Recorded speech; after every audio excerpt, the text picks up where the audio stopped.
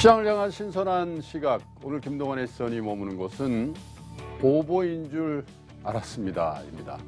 시청자 여러분, 투자자 여러분, 오늘 새벽에 끝난 뉴욕 증시 또다시 이 사상 최고가를 갈아치웠습니다. 저는 새벽에 눈을 뜨면요, 습관적으로 이 스마트폰을 통해서 간밤에 뉴욕 시장을 보게 되는데요. 오늘 아침엔 국내 유력 통신사가 이 타전한 뉴욕 시장 상승 뉴스의 헤드라인을 보고 이게 오보인 줄 알았습니다. 바로 그 헤드라인은요, 뉴욕 증시 연내 금리 인상 기대 3대 지수 사상 최고 마감, 이렇게 돼 있었기 때문입니다. 아니, 금년 내라면 이제 2달 조금 더 남았는데 금리를 올린다면 시장이 악재일 텐데 뉴욕 시장에서 그걸 기대를 하고 또 그 결과로 3대 지수가 사상 최고가를 쳤다니까 이 잠결에 언뜻 이해가 되질 않았습니다. 금융위기 이후에 전 세계 주식시장은 미국 연준의 투하 정책에 이 목을 메어온 거나 진배 없죠. 양적 완화를 더하면 주식이 오르고 양적 완화를 줄인다고 하니까 발작을 하기도 하고, 또 양적 완화를 종료하고 금리를 올린다고 하니까 시장이 움찔하더니 금리 인상 속도 생각보다 빠르지 않으니까 또 오르고, 그러다 연준의 자산 축소해서 유동성 흡수한다고 하니까 조정을 받고요. 또 이 자산 축소도 천천히 오랫동안 할 거라고 하니까 다시 오르고 하는 식으로 말입니다.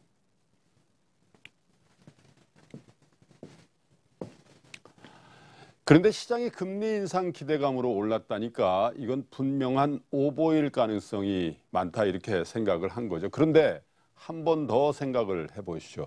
지금의 장세에 대해서 말입니다. 2009년부터 지금까지의 장세는 사실상 더도덜도 아닌 그야말로 유동성 장세였습니다.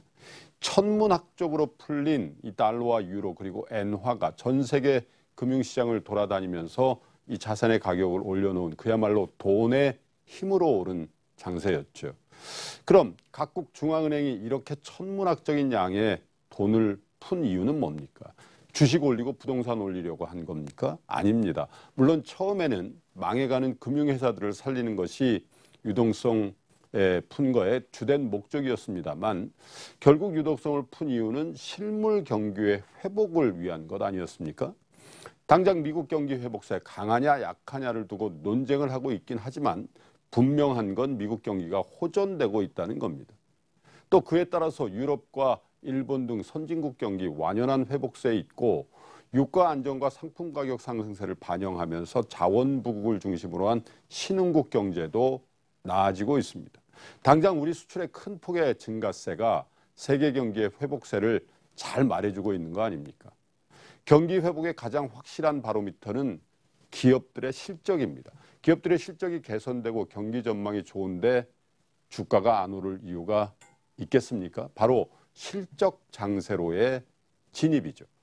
중앙은행이 역설적으로 금리를 올려야 할 만큼 경기가 살아나고 있다고 하는데, 너무 오랫동안 유동성 장세에 취해 있던 사람들은 금리 인상은 주식시장의 하락이라는 지난 8년간의 일종의 프레임을 가지고 해석을 하니까 오늘 새벽에 저처럼 이거 오보인가 하고 다시 보게 되는 겁니다. 물론 이 기사의 헤드라인이 꼭 잘 됐다는 것은 아닙니다. 오해를 살 여지를 준 건 사실이니까요. 특별히 시장이 금리 인상을 기대하는 것 같은 뉘앙스를 준 부분은 말이죠.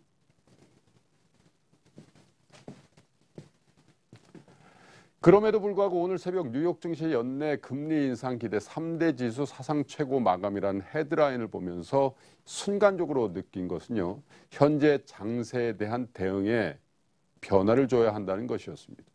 유동성 장세에서는 특별히 초기 국면에서는 위기에서 유동성의 힘으로 빠져나오는 기업들의 주가 상승세가 가장 크죠. 예를 들면 파산 위기에 빠졌던 미국 은행이라든지 미국 기업들, 자동차 회사 같은 데들 말입니다. 그만큼 주가가 많이 빠져 있었을 테니까 말입니다. 또 아직 대부분의 이 산업이 실적을 내지 못하고 있는 상황에서는 경기에 덜 민감한 주식들이 오르기도 하고, 또 초저금리 상태에서 위험 자산에 대한 투자가 너그러워지면서 바이오 헬스케어 같은 미래 성장 산업에 대한 적극적인 투자로 이 한몫 보려는 그런 투자가 성행하기도 합니다. 그러나 본격적인 실적 장세에 들어오면 그야말로 실적의 개선이 확실해 보이고 지속 가능성을 보여주는 업종과 기업의 투자가 집중됩니다. 실적이 나오는 기업과 그렇지 못한 기업들 간의 확실한 차별화가 일어나게 되는 거죠. 지금 삼성전자, 하이닉스 같은 반도체 기업들의 독주는 크게 봐서 실적 장세의 전형을 보여준다고 하겠습니다. 주가는 오르는데 실적이 더 좋아지니까 밸류에이션 부담이 더 낮아지는 기업들, 이런 기업들이 출현하는 장세가 사실 실적 장세 아니겠습니까?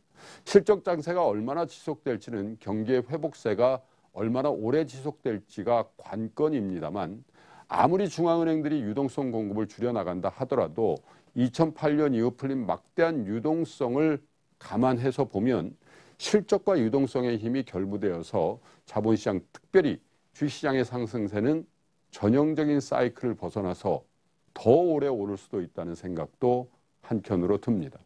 이미 그런 모습을 보여주고 있는지도 모르겠습니다. 시장이 금리 인상을 그저 경기 회복의 신호로 인식하고 주식을 더 사서 모으는 장세가 정말 왔는지는 모르겠지만, 요즘 미국 주식시장의 상승세는 이 기존의 프레임으로는 설명이 안 되는 장세가 나오다 보니까 이런 기사가 나오기도 하는 모양입니다. 시장을 좀 달리 봐야 할지도 모르겠습니다. 지금까지 김동완의 시선이었습니다. 저는 잠시 후에 다시 오겠습니다.